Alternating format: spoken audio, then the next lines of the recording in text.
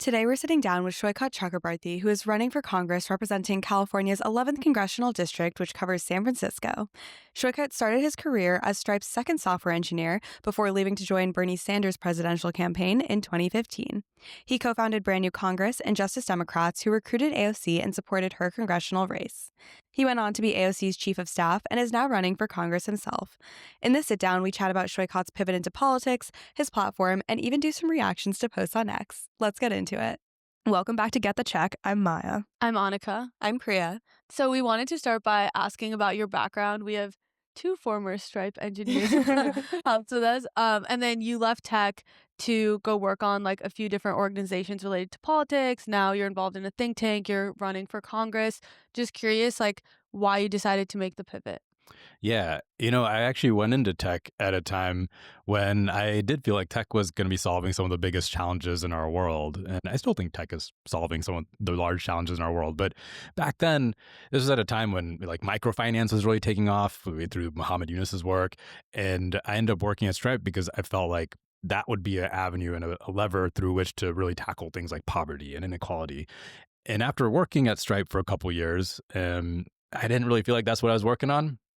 And as also, I was living in San Francisco at the time, and I was starting to see the compounding effects of kind of the cost of living crisis, the inequality crisis in my backyard. You're going to your tech job, and at the same time, you're seeing people homeless on the streets, barely, not being able to make a living. And so I really just quit. I wasn't sure what I want to do. This sounds really cheesy to say now, but I just wrote a list. I said, I want to work on inequality, poverty, and climate change. I looked around at like nonprofits and stuff at the time, maybe go that route. But then Bernie Sanders started running for president in 2015, and he was talking about that stuff. He was talking about inequality, poverty, and climate change in a really compelling and truthful way. And he was bringing in thousands of people at these rallies.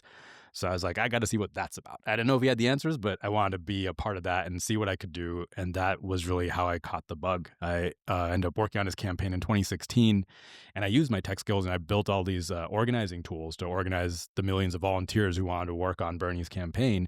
And it was so empowering, to use the skill I had to help people create change that really felt at that moment like it was getting at the structural problems, the real underlying issues that are causing the problems I'm seeing that I want to work on. Yeah, I imagine a campaign would be really happy to get a Stripe engineer that wants to build for them. That's probably not an easy thing to do. That's cool. I'm curious, like, what your thoughts are. Like, obviously, like, we're all young, we're in our 20s, we're all in tech. And I feel like a lot of our friends do feel like existential dread sometimes, but it's like tough to justify leaving your job, taking a huge pay cut, and then working on things. Like, I guess in my own experience, like I've worked on like a couple campaigns casually, but like more for like think tanks and stuff in college. And it just feels like all the work related to the government is like super slow, not tech enabled. And like at the end of the day, you have this kind of like infinite ladder you're going to climb. Yeah. Versus like in tech, where I feel like the general sentiment is like if you put in the work, then like you end up getting like promoted or getting like raises, and just wondering like how you think about that, especially having like a couple organizations that are like working on this problem. Yeah, I think about it in two different ways. I'd say for people who are already interested in maybe working in government, working on a campaign, I think go for it and go into it with the mindset of just learning, right? Because you don't know what you're going to learn and maybe start on your own later. And that was really the mindset I had going into Bernie campaign. I really tried to go in and just follow people around, do whatever, shit work they want me to do, and just build tools to help them and just learn how the whole world works. And, some of the stuff I've done since then has been my own stuff. Not by myself. I work with a group of folks from that campaign, but we've tried to disrupt politics really for the last 10 years. But I wouldn't be able to come up with those ideas unless I had actually just done the work initially to see what is existing there. But the other way I think about this, because I think there's like the structural issue you're talking about, which is it's hard to get folks who are currently working in good, high paying jobs that are very satisfying day to day. And I know what it's like to work with a team of like talented, smart people in a small environment where you're working towards building something that's very satisfying, right? How do we get people like that to start tackling problems at a national level in government? And I think to solve that, I don't put it on like tech workers. I think that's like my job. I think we actually have to have a new kind of politics, new kinds of politicians, a new movement that is setting the country on a mission to really do stuff again. You know, and it's got to be more exciting. The excitement has to be bigger than the paycheck you're getting in a tech job, essentially. Mhm. That's how you attract talent. That's why like the moonshot attracted talent, right? Because it was exciting. And I think that's really a lot of where my politics comes from, is we actually have to put the country on some sort of a big mission like that to really rebuild our economy, to rebuild how we do government, to be tech enabled in a good way. Because I think all these tools that we're building here, they should be used in our government to make life better for everybody. But it is these two siloed worlds right now. Yeah. Absolutely. Yeah, something we've talked about this a lot, and we actually have a friend from Berkeley that we know that ended up joining DOGE. And so something I wanted to ask you about is I'm curious, what are your thoughts on DOGE? Oh man, I think like Elon Musk was awful. Like he screwed it up, right? And I think like the idea of Doge was great, you know. And I know a lot of people who had actually been working for years, people like Jen Palka, who had really focused on this issue of how to make government work better. Because I'm a big believer that you actually need to make government work effectively, work better to make the case for investing in government, right? Right. And I think a lot of people from the tech industry, and I know some people too, who end up going into work with Elon Musk at Doge, they came with the right intentions. They're really excited by this mission of making government work better for people. Efficiency, yeah. And I feel like they got let down, you know, like, I mean, Elon Musk completely failed at his goals. The government didn't get any more efficient. It just got worse. I mean, the wait times at Social Security are longer now, right? And I actually think like if there's anything that I would critique about the goal of Doge, like they came in with this idea of making government efficient. But I actually think what people really want is government that's effective. Like you're paying money to this thing, you want it to work and actually deliver the results. Yeah. And that sometimes might be like efficiency of process, but sometimes it's just, you know, services that haven't been funded that need funding, right?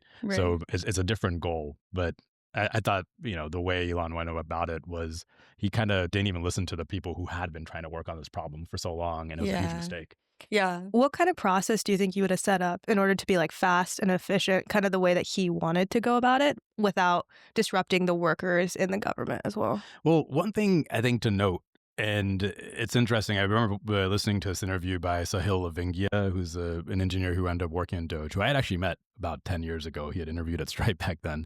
And he went into Doge and he was expecting to see a lot of efficiency and like lazy government workers. And he was just like, actually, people were really passionate and working hard, you know, and there was very little waste that you could cut. Like it turns out in government, most people have really high leverage jobs where you can't just like cut people. I think the place where there's stuff to fix is more around, honestly, the red tape that the government workers themselves face. Like it's so difficult. I talked to this guy who was running the CHIPS office under Biden. So the CHIPS office was like involved in implementing the CHIPS Act, which was investment in semiconductors.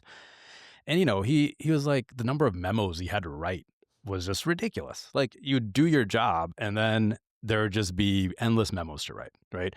And the other thing he complained about was there is no actual direction or leadership about what to do. He used to work at Apple, managing their factories in Vietnam. And he was saying how at Apple, there's a date that the iPhone is coming out, and that's the date, right? Everything goes downstream from that. But with the CHIPS Act, it's just like, you know, there's all these different groups that want this or want that, and there's no leadership at the top telling us this is what we need to finish and by what time. So I think part of this is process. You know, part of this is like, yeah, fixing the red tape, fixing the processes the government workers have to go through. But I think a bigger part of it is honestly, we need a movement and a leadership in place that really has a clear vision of what we want to deliver and by when. And I actually think the process kind of fixes itself when there's real urgency put on something, right? And you through that process of building something, and anyone in a startup knows this, right? Like you're gonna ship, and then the process takes care of itself because you got to ship. Yeah, And that's yeah. kind of how you have to do with the government, I think. Okay. I'm curious how, so like you worked on Justice Democrats, brand new Congress, like what the current status is and how this connects to like the long-term vision. Because at least like I know I met you when you were like at someone's house, you were like giving a speech about like everything you're working on. And it seems like you have a vision for like you against Nancy Pelosi, but it seems like there's also this like broader vision of like a new sect kind of the Democratic Party. Yeah.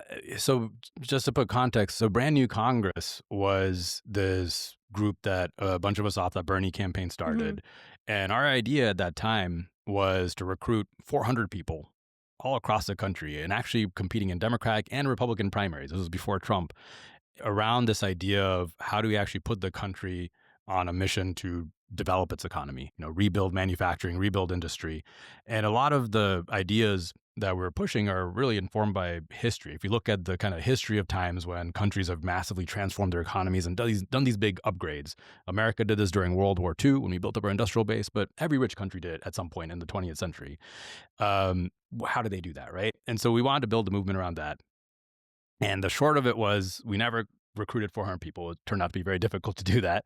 And part of our theory of the time was if we could create this big movement to just like sweep out Congress and replace it, that could capture the national attention the way Bernie did. And that would create the momentum necessary to actually make it win. Like it's this cycle that we saw in the Bernie campaign where he just announced, and because he kind of stood for real change and it seemed like you could actually get that change if you elected him, that brought out money and people. And then the more money and people that came out, the more the media covered it. And it was a cycle, right? And it just keeps going up and up and up. So we never got 400 people. And then we end up that project turned into Justice Democrats. So brand new Congress doesn't really exist anymore. And Justice Democrats kind of end up being this separate project of picking high impact congressional races to back. And in that first cycle, the one that we really put all our eggs into the basket of, we threw a Hail Mary on AOC's race. So I ended up running her race and trying to get this one victory just because she was going up against a very powerful Democrat. So our thought was if she beat him, we could create somewhat of a national movement to push some of these ideas. Now, fast forward to today, Justice Democrats still exists, and they largely work to do sort of progressive primary challenges against sitting incumbent Democrats. But they usually do, 4 or 5 races a year. They're very selective.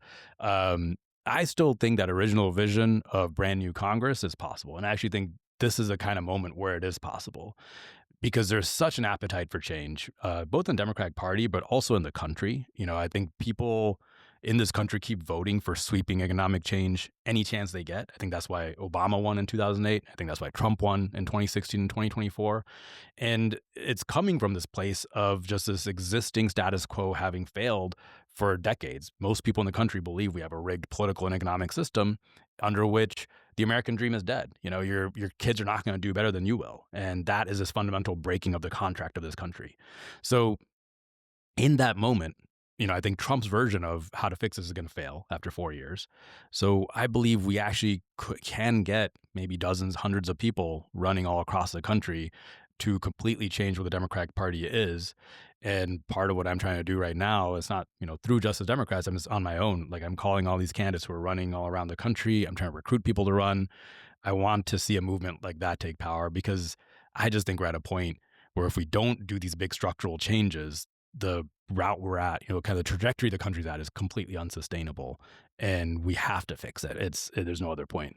It seems like people like a lot of politicians that they feel aren't like beholden to special interests, right? Like there's like Zoran, Bernie, AOC. I would even put like Trump in that category in the sense of like, obviously there's like people with deep pockets that he's like friends with, but I think at the end of the day, everyone kind of understands that like he will switch up on kind of anyone versus there's like other people where they're like clearly bought out by like the Israeli lobby or whatever it might be. And so I'm curious, like you're self-made, so you're able to self-fund your campaign and you're not taking outsider money. How do you think that can translate to like a broader movement when like the average person running for Congress on either side probably like feels like they need to take the money to run? Yeah, this is the trick, right? I think like the reason normally I think a individual congressional race is against an incumbent is really hard to win. And I do have this benefit of having made some money in tech. And so I can self-fund part of my campaign.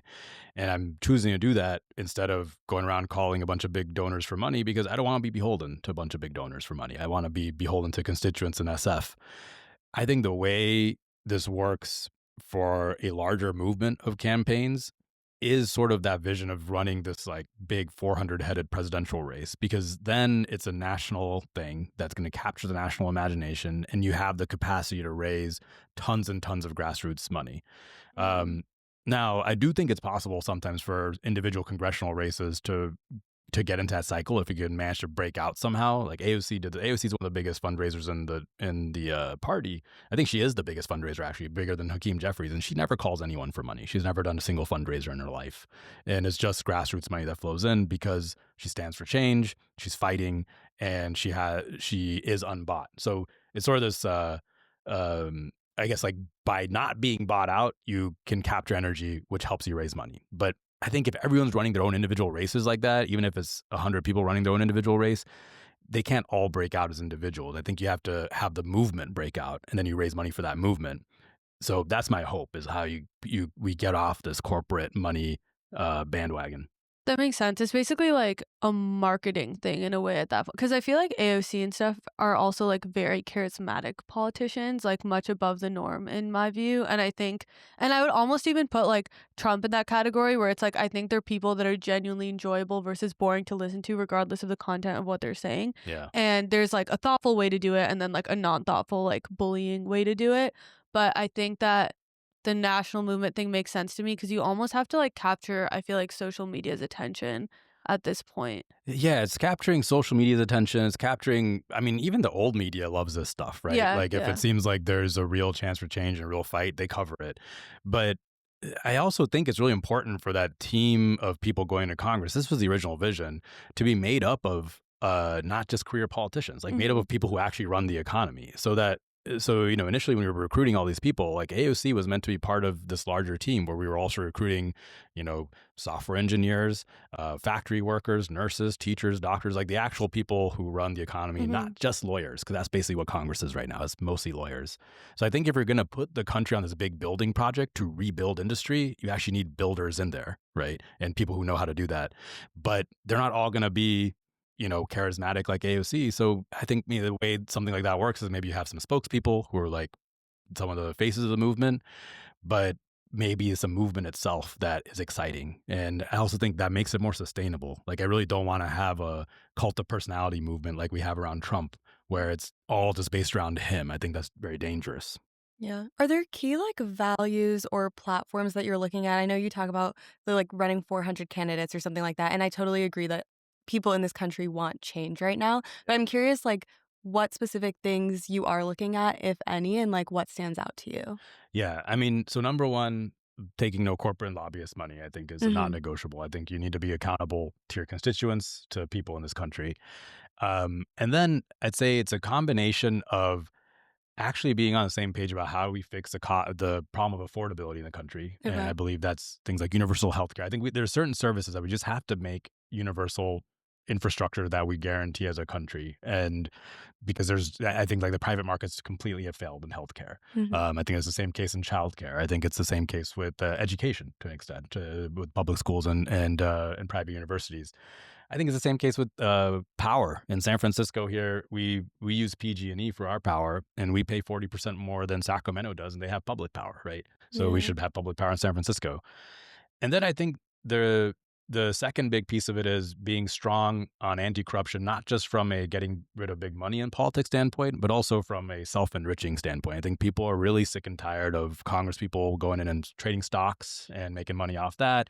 Congress people going in and just making their career in the lobbying industry afterwards. Yeah. I think all this stuff has the effect of losing the public's trust in Congress and our government institutions. And if we're going to talk about doing big stuff with government, we actually have to have people's trust. And then I'd say the third piece of it is people who are actually interested in building up these high-wage, high-value industries, right? That will actually create the jobs, the wealth, the modern-day middle class that's being gutted. And, you know, my view on it is I think we have a huge opportunity with the global green transition that's just happening with or without us. And I think it's not just the way to tackle climate change. I think it's basically the next big upgrade. It's sort of like, you know, America's on whale oil while the fossil fuel revolution was going on. That's kind of where we're at right now. Like we're on fossil fuel while the rest of the world and China, they're upgrading to these more efficient, more effective, more technologically advanced systems. And we're just going to get left behind and become a poor nation. So I think it's sort of a combination of those, like a vision for how to take care of everybody, a vision to tackle corruption, and a vision for how to actually build our economy. Yeah. That makes a lot of sense. I'm curious, like, where do you feel like we're under investing in renewable energy and like electric vehicles, for example? Yeah. So I could go into some of the larger details here. So if people are very interested in all the things, place where I think we're underinvesting, you should go to my think tank's website, newconsensus.com, and we have something called the Mission for America, which is a 21 chapter plan for what industries we actually invest in, how we do it. But the long story short of it is the ways that we decide what to invest in currently tend to be things that will have high margins, right? Because capital will tend to flow to things that will have the highest return on capital. And so we have some places, like climate change software gets a lot of investment. But right now, big bottleneck we have in actually expanding our electric grids all over the country is there is a huge shortage of large power transformers. Then the wait time for a large power transformer is about 5 to 6 years because there's 2 companies that make them, and there's only one company that makes electric steel. And there's just like no VCs or investors jumping up and down to create new large power transformer companies. It's companies that will take a lot of capex. You're going to have returns in 30, 40 years. That's one area. Like there's hundreds of examples of industries like that where government just needs to invest and create the scale that we need. Yeah. And then the other side, I'd say, is really hard R&D. So I'm thinking about things like in aviation. Everyone wants to go towards sustainable aviation fuels or biofuels, which is just not actually sustainable. The amount of land use you need to do that is massive. We could do hydrogen planes, but it's going to take research. It's going to take a new plane design. It's going to take, it's a whole society kind of approach. Like we actually have to create a new kind of plane body. So that kind of like more holistic planning, I think, is where government gets involved. So my general kind of frame of reference here is I just think the way we tackle this problem is the same way we tackled changing our entire economy into a war economy during World War II. Because that was like this project we took on where we were doing none of the stuff we needed for the war at that time in our economy. We just had to do it. And we managed to build up, mass produce airplanes, tanks, ships, all the stuff we weren't building in a matter of about 5 years. We did this. And we did it partly because we actually made plans of what to do. We didn't just pass some policies. We had real comprehensive plans of this is the education you have to build up to make it happen. There's the infrastructure you have to do. There's the industry you have to do, and we had these state agencies. The biggest by far was called Reconstruction Finance Corporation that financed and executed those plans. So it would actually go out and figure out where the bottlenecks are and solve those bottlenecks. And that's the kind of approach we need. It's completely different than how we do government today. I'm curious though, because in that example, the war was clearly like a catalyst. It was an accelerator to go and do all those things. Here in the age of like AI, which is like the biggest market we're seeing right now, how do you then get people focused on this problem and excited about this problem? Yeah, I think like people often say that maybe that was only possible because of the war, but there's dozens of examples in other countries during the 20th century where the reason they upgraded their economy, I think of countries like South Korea in the 1970s, the post-war Europe, Japan, they just did to get richer. They're just like, we're sick of being a poor nation. We're going to get wealthy as a nation. We're just going to go for it, right? And it was usually some movement that came into power or some government that just like pitched the country on this and did it. And there's also kind of what China is to do, right? Like China doesn't have a war, but they're deciding to just advance their economy anyway. Yeah. But I'd say in the age of AI, like I don't actually think of it as trying to redirect resources away from AI. I think one big problem in our economy right now is if you take AI out of the mix, our GDP growth is like 0.1% or something. Yeah. To me, that just shows how little we're doing in the rest of the economy. Yeah. Right. And we have this huge opportunity. There's a bunch of people out of work. We've been so negative on immigration because we have this idea that immigrants will come take jobs, but we could be doing so much, right? There's so many things we're not doing that we're just choosing not to do. And I think that's a huge mistake. I know you mentioned like power, and I wanted to go into that a bit more. Like I've heard you cite before that like there's basically a law that we are like entitled to public power, but we don't have it. And it seems like there's like a few places in the country where they've done that, like Nebraska, and you mentioned Sacramento. Like the law, it seems like came about when they're trying to like do something on like somewhat protected land near Yosemite or something. You probably know more than me, but I'm curious like how you think the law could be interpreted today. And then what that looks like in terms of like, does PG&E still exist, but people have a choice, or like, how does that end up getting implemented? Yeah. So the law specifically it's called the Raker Act. So it was passed in 1913. And it was basically what allowed us to buy Hesheshi, which is a big reservoir where we built a dam called O'Shaughnessy Dam. And so San Francisco currently gets a decent amount of power from that dam. I think it's like 20 to 30% of the power. But the stipulation was in exchange for being able to purchase that land, power in the city should be not for profit. And since then there have been multiple ballot measures that have like reaffirmed this, where people have voted for public power in San Francisco. And the problem right now is PG&E owns our infrastructure. Basically, they got in the way, and yeah, I believe they've been paying off politicians to keep it that way. Right? Like every time there's been an attempt to get the infrastructure back, buy it back, PG&E doesn't want it to happen. So I think my role here as a federal legislator is going to be basically to threaten to enforce that law, and I think give PG an option, which is either we take the distribution lines back or we buy it back from you, right? Force them to the table to actually give the distribution lines back. I think it should be fully public power. I don't think PG&E should be in the mix. They are, if there's any institution in San Francisco that is hated more than the city government, it is PG&E. And my God, they can't do anything right. So, and there's examples of well-run municipal power agencies. People in Sacramento love their municipal power agency. I think we can do the same here. So the idea is basically you buy PG&E owns our like transmission lines. Distribution lines. And so you buy back the distribution lines at like a market fair price, or because of a law you like don't, I guess, wouldn't necessarily. I would say we like the plan we've already put to PG&E is to buy back at a market price. Yeah. And one other piece of this is it would actually in the long run be revenue generating for the city, because currently we pay them to use their distribution lines. Whereas now we'd actually be making money on power that we're generating in the city, which we generate from the dam, from rooftop solar. Oh, because like right now they're a middleman. So it's like PG&E's profit margins are 10%. But if the city did it, then it'd be higher, because right now PG&E is also, the city's also paying them. Right now the city's paying them. But the other piece of it is like part of why PG&E is asked to the cost is they have to make a return for their shareholders. So that adds some waste. We basically had a rate hike last year because PG&E wanted to increase their returns for their shareholders, which we wouldn't have to do anymore if it's public power. But the other piece of it is, like we subsidize all the rest of the state currently because San Francisco, I believe, I didn't double check, but I believe San Francisco, and we end up paying more to help PG&E manage all the rest of their infrastructure. That's more expensive. Just because like people in SF will pay it?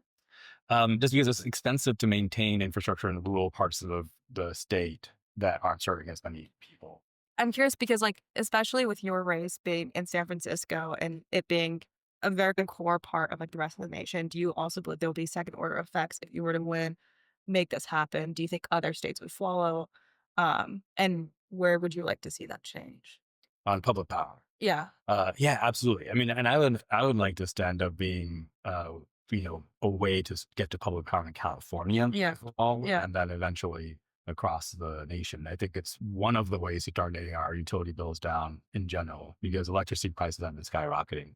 But the thing I'd really like to see is then to move from there to actually doing better planning of our power grids, because that's really what the issue is right now. Is that we basically are not planning for increased electricity usage, especially with things like AI data centers coming online. We're just not planning for it. And everyone's utility bills are just spiking. So I think we need to have better planning here. We've covered base power actually on the podcast before. And they kind of power or base power? Base power is a company. Okay. Yeah. And part of their mission is to make sure that like energy becomes more affordable in Texas and more consistent in Texas. Yeah.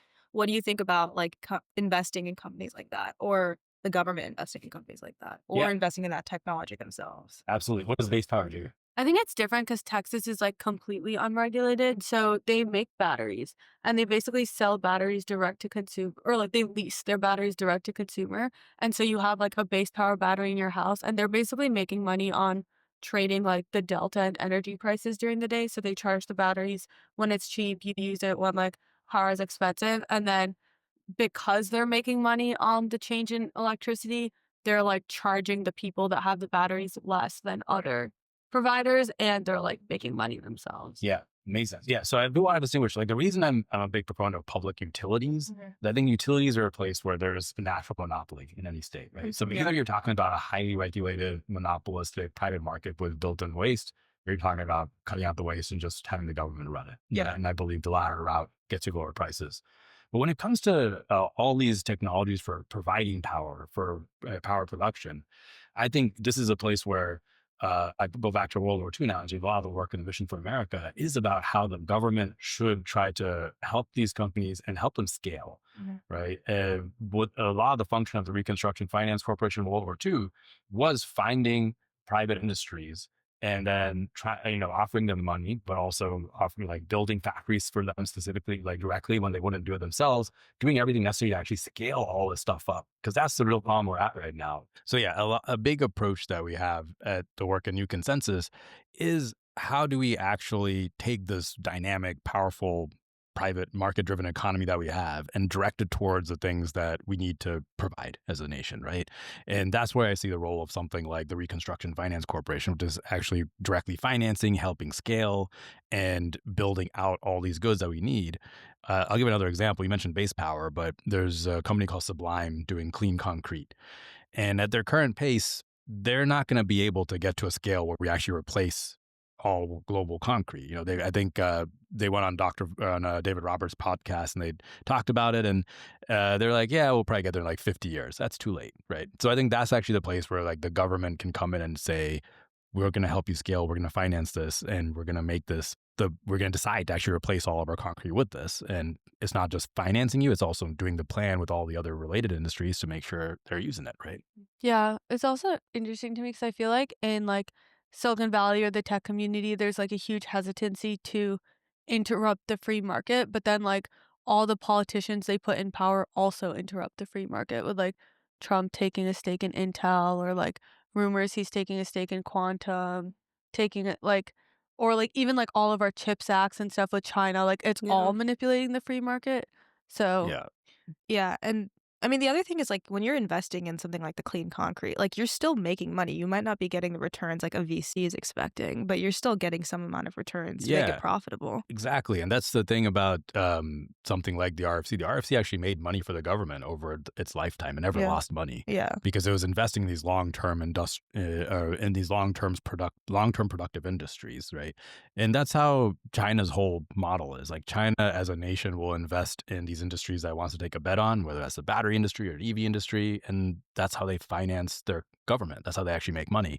I think we just have, for whatever reason, decided to stop thinking of doing things as a country, and we have decided to only let VCs invest in things, which is great. It's fine for VCs to invest in stuff, but they're not going to invest in everything that we need. Yeah.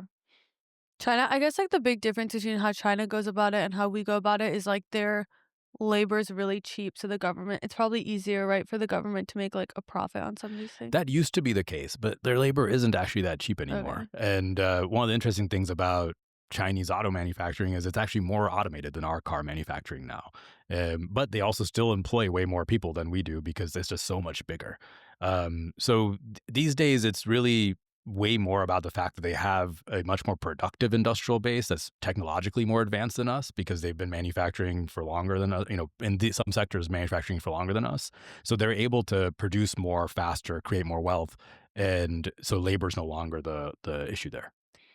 I also wanted to ask you, like, this is a little bit on power, but also like housing and some of your other policies, like being in the House of Representatives, how do you influence things like that? And I feel like a lot of people, like myself included, I don't like completely understand like, okay, like what does Daniel Lurie have control over? What would like you have control over, and like how that all ends up playing out? Yeah, it's a great question. So when it comes to something like housing, a lot of the actual rules and regulations of what can get built and where are locally determined. And it tends to be the case that the people actually doing the building of the housing, like developers, private developers usually who do it. And so it's sort of locally implemented. But I think the federal government can and should have a role to play in pushing what the local localities are deciding to do. So, I call for planning housing development like we plan any sort of infrastructure like highways or our power grid, planning for how much housing we actually need to build, and then actually making sure it's getting built. And then also the federal government can have a role in financing and directly building some of that. We used to build public housing in the country. We stopped doing that, and it's actually technically illegal now to do it. We passed a law called the Faircloth Amendment. But I think we're at a point where the housing crisis is so bad that we should have every tool available to us. Is it illegal nationally? Yes, federally, where basically the Faircloth Amendment says that I think it's every district has a certain amount of public housing it can have. So you can only replace existing public housing. You can't build new public housing. But I think we're at a point where we should be talking about building social housing directly. We should be doing investment in housing directly, and we actually need to plan it out. I am curious then. So is the goal to, I guess, get rid of some of the red tape that it exists today that makes it really difficult to build housing? Or is the goal primarily to support this public housing initiative? Where would you say you fall? Both. Okay. Yeah. So, I similar to what we were talking about with DOGE earlier, right? Mm-hmm. With making government effective. I think we actually have to make it cheaper and faster to build housing to then also make the case for investing in building housing directly. I think right now the problem in San Francisco specifically is we do have a lot of red tape that gets in the way of housing, and we're actually about to clear out a bunch of it. Mm-hmm. But it's still going to be the case that, and I talked to a bunch of developers through this congressional run. They're all saying that the projects still don't pencil out. They're not going to be able to make money on any projects because inflation's high, labor costs are high, the cost of money is high because the interest rates are so high. So there's just no incentive. There's it's not just incentive, they're not going to make money. So why would they build it? And and there's actually, I want to say around 60,000 units that have already been permitted to be built that are currently stuck in development hell because of all those reasons. Okay. So, I kind of envision that, again, at a federal government level, that we're not just providing money to build this stuff or building stuff directly, but we actually have an agency that has the capacity to figure out why stuff isn't getting built. And then we have whatever tool we need to use to make sure it gets built. Okay. I am curious. So you would be representing San Francisco on a federal level. And I know a lot of the policies are targeted. There is a muni policy and things like that you are targeting that are very local. I'm curious how that balance works out between thinking about things locally, but also thinking about them on the federal scale. Yeah. So my muni policy is that I actually just want to divert just a fraction of money away from highway expansion projects to transit in general. And this is kind of an approach I have in general, which is I'm really trying to tie how these problems that we have locally are downstream from these problems that we've ignored nationally for a long time. And I'm very interested in the structural changes at the national level because I don't want it to be the case that we just keep muni funded by just getting a few bucks here and there from the state or from the government, and every 5 years we're in a crisis again, right? I want the structural solution to that. But the way I kind of connect it, because when I just talk about national stuff, I think people that I'm talking to in San Francisco, they don't really get how's it going to affect my life. But something like healthcare, for example, if you look at the city budget, the largest increase in employee expenditures in the city budget is healthcare costs. Mm-hmm. And the only solution San Francisco has to that is cutting services. We have to balance the budget as a city. And so I think we have to solve healthcare at a national level to be able to allow the city to fund everything we need to fund locally, right? Yeah. So often when I'm communicating the stuff, I try to localize it to say, if I do this public transit bill nationally, that's going to fund Muni and BART permanently. Yeah, that's a great way to think about it. I'm also curious, you said you want to fund it by diverting money away from highway expansion projects. What is the money for those projects being used for? Currently, it gets used literally for highway expansion. And some amount of money, because the way the highway system works and just road money works is there's a highway bill. I forget the exact name for it, but basically a highway bill where the federal government sends money to states and cities to fund their highway expansions, fund local road development, and it's implemented by the cities and states. And it's actually an interesting model because since the money's coming from the federal government, that's how we actually get cities and states to follow all the transportation laws, and that's why we have one set of rules for all the roads all across the country rather than like every state having their own set of rules, right? And I think it's a similar model that we could use for something like housing. And so that's why I'm saying, when you're asking about like where does like Daniel Lurie's jurisdiction end and where does like the federal government start, I think we can use money as a lever to try to get cities and states to do things a certain way. But what would be the second order effects? Probably a few more highways would not get built, maybe. But I would say I'd rather that happen and we fully fund transit. And I'm talking I think when I looked at it, was like 2%. So it's like a very small amount. Yeah, I was actually curious about your thoughts on Daniel Lurie because it seems like he's really popular in SF so far. Like has a 73% approval rating, which is kind of crazy. And I feel like from our perspective, like I know among all of our friends, I think like what stands out the most is like he's very clearly active in the community. Like one time I literally saw him cleaning the street outside. He was of her right apartment. outside. There Yeah. weren't even like cameras or anything. I don't know what he was doing, but he was just like oil farming on her street. But just curious, like what you like about his approach, where you guys differ. Yeah, since I know he's local, but I feel like he's probably like the most talked about politician in the city right The now. thing I like about his approach is that he seems to genuinely be trying. And I've seen him 5 times since he's been elected on the streets on Market over and over. I keep passing him. And Have you I talked to him? I say hi when I see him, but I don't think he knows. He hasn't really said much back to me.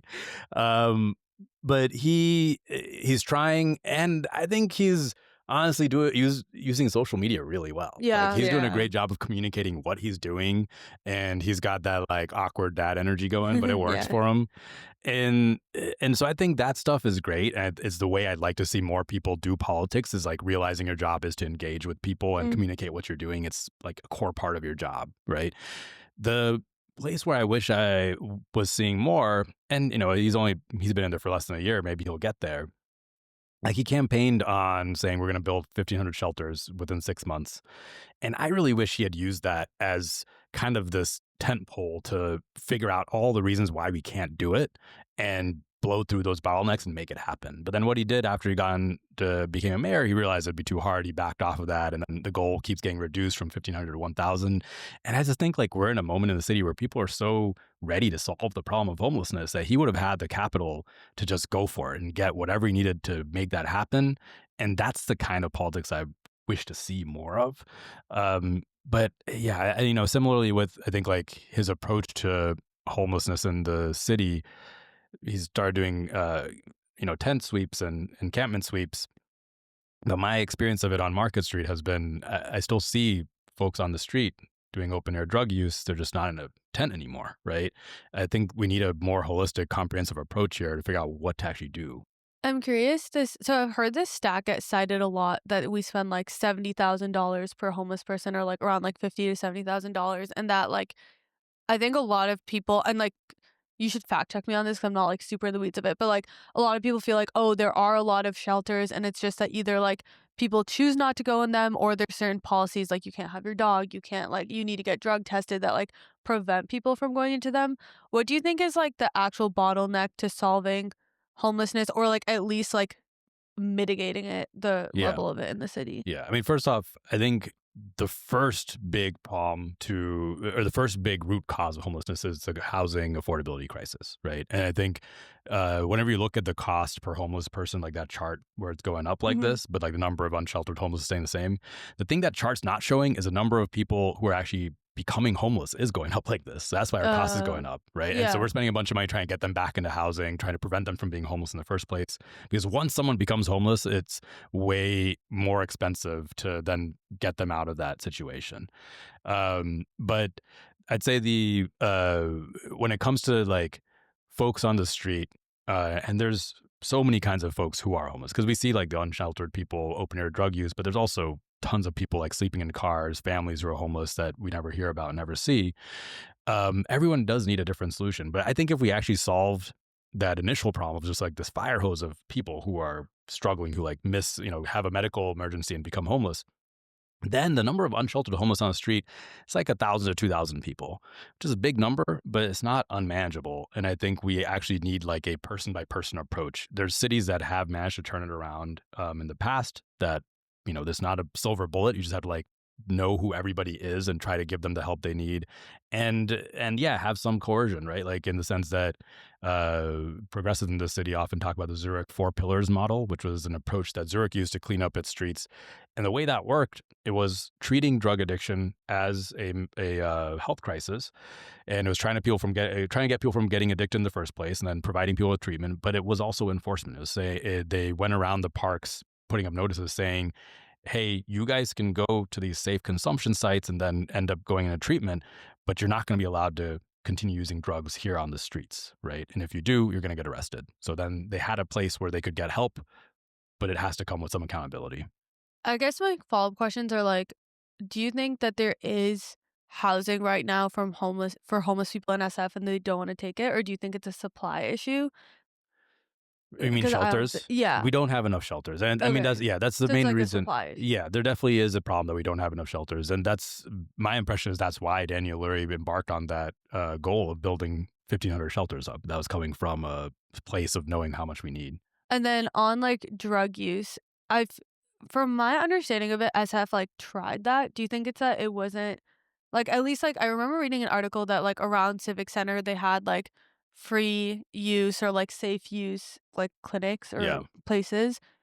Was that like either they didn't enforce not using drugs in public enough after so it didn't work, or it was like not a big enough program?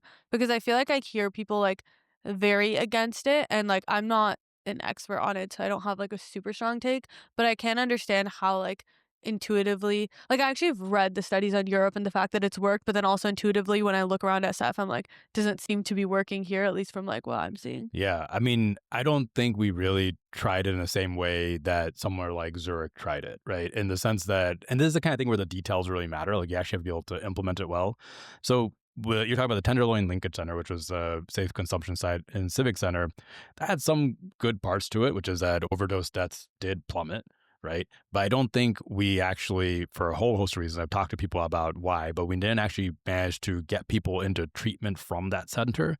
And the area around the center was still a mess. Like, I don't think we actually did a good job of keeping the drug dealers out, and making sure they're not preying on these folks who are going to Linkage Center. We didn't do a good job of like keeping it a safe place. And so I think it created a public backlash, and sort of rightfully so, right? I think when you look at what a city like Zurich did, they set up some harm reduction safe consumption sites, but it wasn't just that. They had a team that was going around telling every individual user, on November 1st, we're going to start enforcing open air drug laws in this park. So you can go there and use, or if you stay here, you're going to get arrested. And then when folks went to safe consumption sites, there was a very aggressive effort to get everybody into treatment from that and get people off. And it's not easy. Like, it's a very difficult thing. As anyone who's worked with anybody with an addiction crisis knows, it's a lifelong journey to get folks sober and clean. But I think that's the kind of effort you need. And I think whenever, like, a lot of what I've seen in SF is sort of like a half-hearted attempt at doing something that comprehensive. So then it can even like backfire potentially, because it's like if you're giving people free drugs but then not providing like the next steps, it's like you've just like made the problem worse or not done anything at all. Yeah, and I get why it's politically challenging, right? Because it has that impression of like the government's giving these people free drugs. But I think it's, the way I see it is like, this is the way to get everyone into a spot to get them connected to treatment, because what else is working? It's probably also a matter of like you need to have a treatment center that works and can scale prior to like handing out drugs, which like I don't know the details of if that existed or not, but yeah, well, I mean, I think it's just like you need to have like you need to have an actual plan. Like we in SF we did these community like these street teams that were like non-enforcement teams that were actually having some success, but I don't know if they're still around, to be honest. I think they were one of the things that got defunded in the budget, and it just wasn't that big. Like we did some pilot programs, it had good success, but we never scaled it up to the rest of the city. That makes sense. Switching gears a little bit, we are in San Francisco, and AI is obviously a hot topic here. And so something that I wanted to ask about is your thoughts on AI regulation. And we know that Scott Wiener had like a big part in writing SB 1047, which is about like regulating these AI models. And so curious what your take on that is. Yeah, I think there's two things I think about it, basically. It's like SB 1047. It was 1047. Yes, 1047. SB 1047 was really about this like catastrophic risk of like, do we get AGI and what do we do about that? Yeah. And that's the kind of thing where I do think we need international cooperation, right? Like, I don't think it's going to be enough for California to pass a bill and for us to mitigate that risk. If anything, China is currently trying to create international cooperation on here. And I realize for political reasons, we like don't want to join them on it. But I think it's foolish. Like, I think this is like climate change, a place where we need everybody in the world to be getting on the same page about what threats are and what we manage. But then I think, some people think that's like the more outlandish extreme case of AI, right? Like runaway AGI occurs and wipes out humanity. There is like the real threat right now of just AI leading to massive job loss. Yeah. And what do you do about that? And my view on that really is, rather than trying to just regulate models, which I don't think is going to do much for it, we actually need state capacity to determine where our economy is going and plan for something like AI being introduced into our economy. And when I look at it, I think it's similar to looking at when automation was entering the car manufacturing industry. And you look at some countries, look at Germany, where they have labor and government and corporations that all sit on the boards of their car manufacturers, and they make these 5 and 10-year plans of how they're going to introduce new technology. And the result of automation in car manufacturing in Germany was their workers ended up making double the wages of their American counterparts, and they made more cars per capita than America, and they had more automation than America, right? So that's the kind of win-win-win situation I think AI could create, but it requires some state planning, right? It requires us to actually do something as a nation. I think the way we're going about it now is going to be quite chaotic and disruptive and horrible for a lot of people, and there's going to be a huge backlash to AI as a result. Yeah, so it needs to be at like not only the state level or the national level, but on the international stage. For the AGI part, I think for the planning of just AI as it is right now, that we can do as a country, right? As a nation, we can decide how do we want AI to be introduced and how do we make sure that the benefits of it are shared by the broad base of people, and it's not just leading to rampant inequality and more, money going to just the owners of capital. Yeah. And what do you think the balance is between having like tech leaders and tech CEOs at these companies involved in that? And how do you balance that with like government? Because everyone has their own incentives in this. You have the tech CEOs, the ones that are building these models, who obviously want to promote AI and the use of that. And then you have like the government that sits like a little like separately from that with like different incentives. So how do you balance? I think we need a government that has people in it who actually understand this stuff, so that government can have a position of power when it's talking to tech CEOs and VCs. Because we have to talk to tech CEOs. We have to talk to the VCs. We have to talk to the people who are building this stuff. But what I don't want is for them to be just determining our policy as a nation with nobody in government being able to call bullshit when they see it, right? And that's, one of the reasons I think people should vote for me for this position is I actually have a background as a programmer. I understand AI, I understand this technology. Right. I can call BS when I see it. Awesome. I have a quick speed round. All right. So we've collected some things that a couple of your haters have said, and we wanted to give you the opportunity to respond. So Gary Tan, I don't know if you saw this, but the president and CEO of YC tweeted, "Never trust Saikat. Seriously, it's going to doom us." Why? Gary, you talk to me. Yeah, there's no explanation given. All right. Okay, a bit of a more serious one. Yeah. Aditya Boombla, co-chair of the DSA SF, recently told the SF Gazetteer, I hope I'm saying that right. Yeah. It seems like Saikat is going straight for the top, though because of his resources, we're concerned that he's not as much of a movement builder. Yeah, I've actually talked to Aditya 3 or 4 times in the past. Since or previously? Previous too. But look, the reason I'm running for Congress is that's where I have experience. Like, I've worked in Congress, I've worked on federal policy for the last 10 years, and I've worked on building movements nationally. I've worked on recruiting people to run for Congress all across the country before. But I'm doing my best. I know I am ultimately running as a representative of San Francisco, and I've been meeting absolutely anybody and everybody that I possibly can to be an actual representative here. And I'm an extremely available campaigner. Anybody can sign up for a Zoom call with me on any weekday of any day of the week, and I do them every day at 12. And so I'm trying to be transparent. And this is a way I'm trying to model how I will be a representative as well. I do actually want to be available, and I'm going to commit to doing town halls in every neighborhood when I am elected.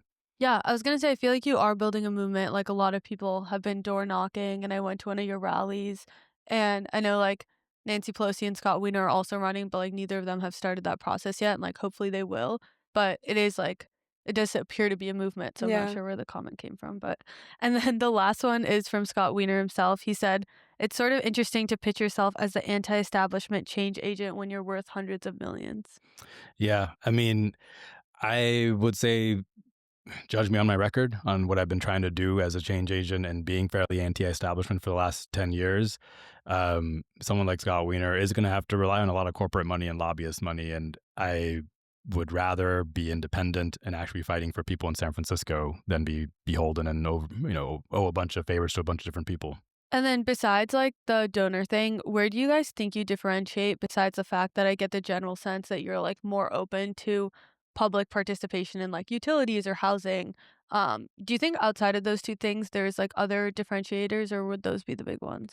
I think the big one is honestly just our entire approach, right? Like I'm calling for changing the entire Democratic Party. I'm calling on primarying other Democrats. I'm calling on putting the country on this big mission to solve these structural problems, which I don't think is just like a policy thing. I think is going to take a whole different type of governing. It's going to take a whole different kind of people. And I think Scott, he's a technocrat who's worked in a Democratic Senate in California, and he's gotten a lot of legislation passed. I just don't think that approach necessarily will amount to much in a gridlock Congress right now. Like, I think we really are in a moment where there's this battle for ideas for like, what is the alternative to MAGA? What is the Democratic vision, right? Do you think AOC will run for president? Yeah. I don't know. I honestly don't know. I mean, You actually don't know? No, I really don't. I really don't. I don't know if she knows. Really? Yeah. Because like right now, we were looking at the call sheet odds, and right now it's like Newsom and AOC are like the two like. I mean, I think she'd be great if she did, but I don't know if she will. I mean, I'm really interested in like all the stuff I'm talking about doing, right? Like actually rebuilding our economy. It's going to take a different kind of president who knows how to bring all of society along. And that's going to require a communicator who can actually explain what's happening. And it's a different politics. Like I learned this in DC, where Democrats really think of political capital as this battery. And every time you do something, you use your political capital, right? And so you do as few things as possible. And I think we have to go into this other mode, which is that we think of building political capital by doing stuff. That's kind of what FDR did. That's what Trump kind of does, right? And you by doing things, by bold, persistent experimentation, that's how you get the country on your side to be able to do bigger and better things. And I think someone like AOC could potentially pull that off, but I'm not going to try to pretend to tell her what to do. Yeah, I feel like the Democrats operate from like a position of fear sometimes, whereas like sometimes I feel like the Republicans like take way more. Like SF kind of has this motto of like you can just do things, which like comes from startup culture of like you can just do things, but like it is true in politics as well. Like anyone can run. Like Trump proved that, right? Like if Trump can win, like it's like anyone can win. You kind of like I think it's like underrated to just have like charismatic, well liked like people talk about like the economy. Like that's really just all people want. Like I don't think they care like about all the like, oh, what was on their resume 10 years ago. Like I don't think anyone cares that much personally. What are you gonna say? No, I was gonna say, who would you like to see in the presidential race? I mean, I'd like to see her run. I don't know who else. So to me, a lot of this boils down to what do you actually have inside of you to lead once you become president? Like, sure, I want someone who can actually win. But when I think about someone like FDR, he wasn't some obvious pick for president, and no one would have thought that he would be the person who would like lead the country out of the Great Depression and be this amazing leader. He was voted on like the 40th ballot or something in the DNC. He was, governor of New York who didn't really do a whole lot of much note. And he really became a leader in the moment. So it's hard for me to know right now who will be that in our moment. But I think that's really what's crucial. It's not enough to win. We actually have to be able to deliver this economy. And then the last thing is, where can people find you to learn more about your policies and also to door knock if they want to get involved? Yeah, you go to my website. It's at saikat.us, SAIKT.us. You can sign up to volunteer there. We are doing volunteer door knocking operations every weekend. We got like 50 or 60 people coming out to every canvas, so you won't be alone. It's really fun.